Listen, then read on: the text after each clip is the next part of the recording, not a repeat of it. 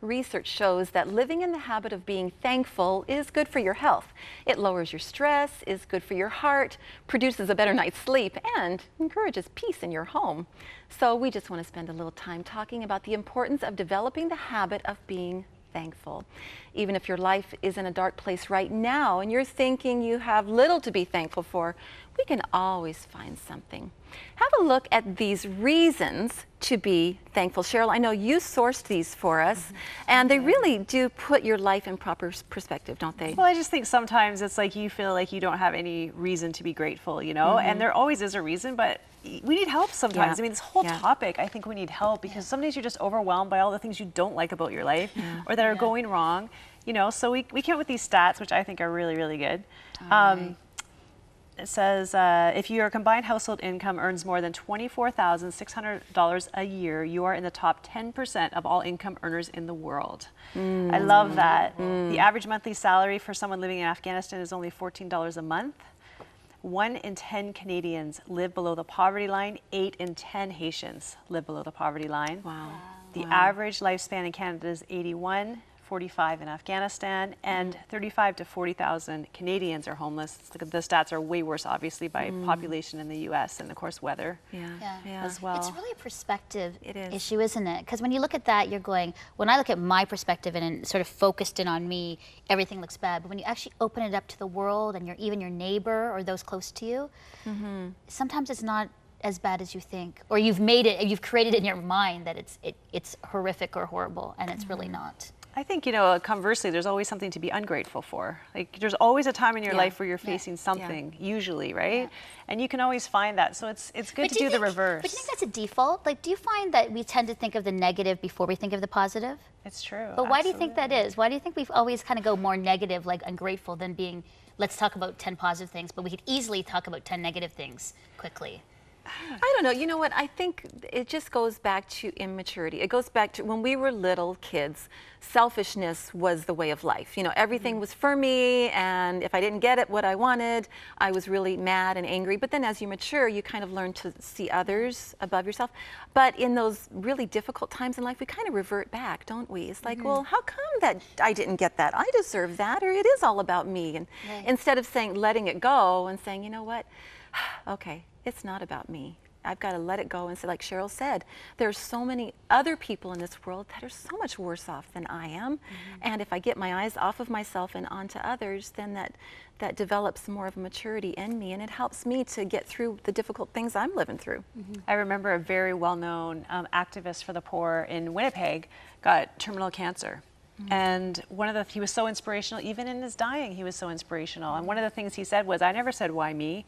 I said, why not me? Why do I think that I'm exempt what other people are going through when they're suffering all around me? When we come back, we are excited to share with you our pick of the month for October for the Sofa Circle, and it has everything to do with what we've been talking about. So stay tuned, because that is coming up right after this.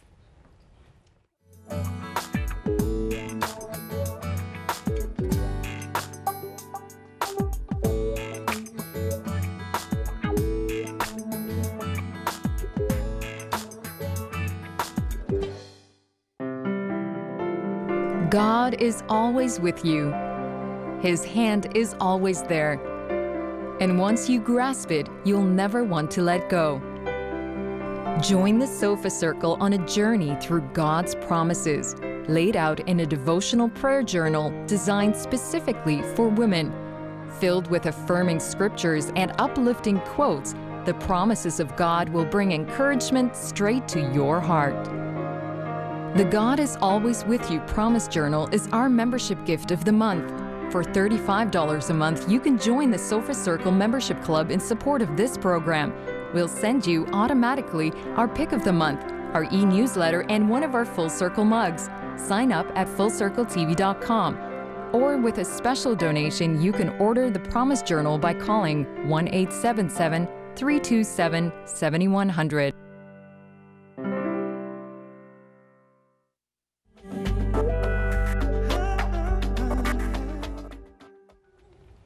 Okay, so as you've seen, our Sofa Circle pick of the month for October is this. It's our personalized Full Circle Gratitude Journal. We're going to be talking a lot about that in just a minute. But I know, Melinda, journaling has been a big part of your life, of your journey, and you brought something with you. Absolutely, and this is what I love about this journal that we're offering, because I've been journaling, and so I'm showing you something really private and dear to me, but this was like my own gratitude journal, but it was during my really difficult process as I was going through my separation and divorce. So this was what I started, was celebrate my life one day at a time, and it was something about processing life and being able to process, like, you know, the good and the bad, but also being creative, because I love being creative. So I would go and to the dollar store, and if you're a scrapbooker, you can totally do this.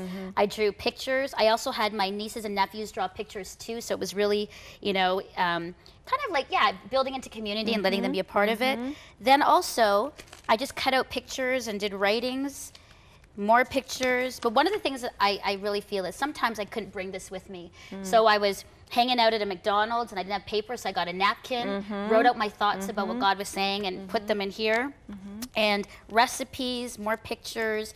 So, I mean, there's so much stuff here. It's so beautiful, and pictures of my family. So I think what I want to say about why this has helped me is that when you can actually write things down, it actually helps you sort of process what's going on internally, because sometimes you can talk about it and it feels like it's sort of just been thrown out there. But when you actually have something like this, you can go back to it. I have prayers in here. I have a list of why I'm angry at you, God, in here. And I have actually pages of why, you know, I'm glad to be alive. And it really kind of sets it. So when you look back, you can process, see where you've come from, where God has taken you.